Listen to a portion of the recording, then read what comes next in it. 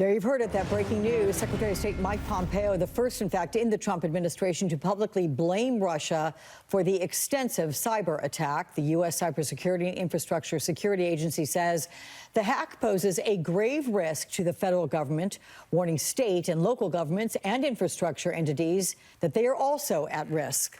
Joining me now, NBC News national security analyst Clint Watts, a former FBI special agent on the Joint Terrorism Task Force. Also, NBC News contributor Mieke Eoyang, vice president for the National Security Program at Third Way. Welcome to you both. Okay, first we have the president, who just before we went on the air here, talking about this hack, suggesting it could be China, not Russia, that is responsible. Mieke, do you see any credibility to that? What indications point to Russia? Are there any that point to China? So it's hard to know without getting into the information that the executive branch and the private sector have seen, but we have not seen any of the experts who've actually looked at the technical signatures suggest that it's anyone other than Russia. I doubt that the president has an understanding of those and is able to actually find something that says it's China. And I tend to believe the technical experts over the president, who has tried to deflect blame from Russia in everything that it's done. Okay. Clint, you have Mike Pompeo saying we're looking at China. You've got the president suggesting it's Russia. Pardon me, looking at Russia, rather. And the president saying maybe it could be China. What do you make of that?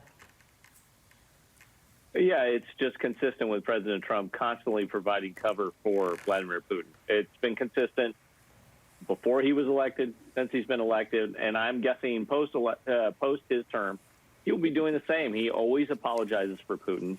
It is remarkable. There's never been a Democratic leader in the Western world go to such lengths to try and provide cover for Vladimir Putin consistently. All cybersecurity experts I've talked to and have seen in terms of open source reporting, to include his own Secretary of State, has said this attributes to APT-29, the SVR, the Foreign Intelligence Service of Russia. There has been no indications of any other. And this is a consistent pattern. And it really begs the question of when we will stop putting up with this sort of nonsense from Russia.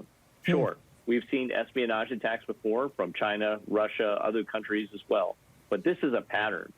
If you just go over the last 4 years, the number of times where Russia has aggressed against us, been very challenging, used maybe sonic weapons against our diplomats and intelligence officers, interfered in our election, assassinated other individuals throughout the EU and our NATO partners, and we have done nothing. And the president always apologizes for him. Meanwhile, if it's China, he plays very tough. He talks very tough about it, and I'm sure his Twitter feed would be lined, as we saw it today, one mention of China. If he could attribute this to China, he would. And so it just really begs the question when we move into the next administration, what are we going to do that we would not put up with this nonsense from a revisionist power like Russia? So, Clint, here's a big question, too.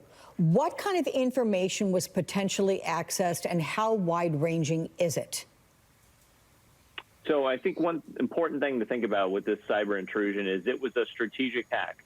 They knew that our defenses had gotten better over the years, even though they had successfully breached, and so they went upstream, meaning they go into the code that's going to be put in for updates, computer updates through SolarWind. They implant a backdoor, essentially a way to infiltrate into government systems. But then they have to wait and see, where does that take hold? You know, where do these updates take hold and where they can access? I think that's why we really don't know the damage at this point.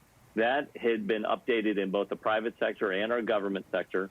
It seems to have been only unclassified systems, and we hope that's the case as of now, and not classified systems, which would be more damaging. But it really comes down to what access does a foreign power right now have to our public infrastructure at a time where we're worried about election security. We did really well with that, but we may have been over-focused on that. And I think the third thing is we've spent a lot of money, a lot of resources trying to defend our cyberspace, and the Russians maybe have gotten even better. They still are in our system, and it's going to cost us dearly, both financially and in terms of time, to patch up this system to really correct the actions that have been made over the last 6 to 9 months by the Russians. So, Mieke, I mentioned this going into the break, things like the water system, our electrical grids, the nuclear security, the nuclear codes. Is it possible that information and access into these entities was obtained by the hackers? It looks like they touched all of those systems. And for those of us who worry about cybersecurity and what the worst case scenarios are, this attack seems to have hit every single one of our nightmare scenarios.